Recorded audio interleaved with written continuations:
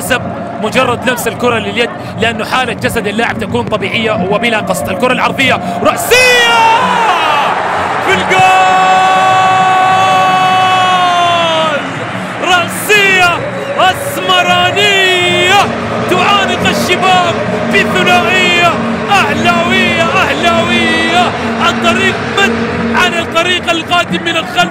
أسامة هوساوي يضعها ويدور الثنائية، وابتسامة ثانية للمدرج الأهلاوي. العرضية ملعوبة مرت من الجميع، ولكن رفض هوساوي أن تمر الكرة الماضية إلا تمر باحتفالية أهلاوية وبهدف حاضر أمامنا.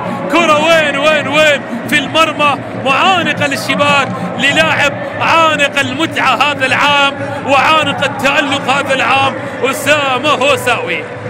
كرة إذا في المرمى معلنة عن الهدف الثاني لصالح النادي الأهلي، ولكن الابتسامة تبقى صامتة مستندة على اللقاء الآخر، مستندة على اللقاء الآخر بين العين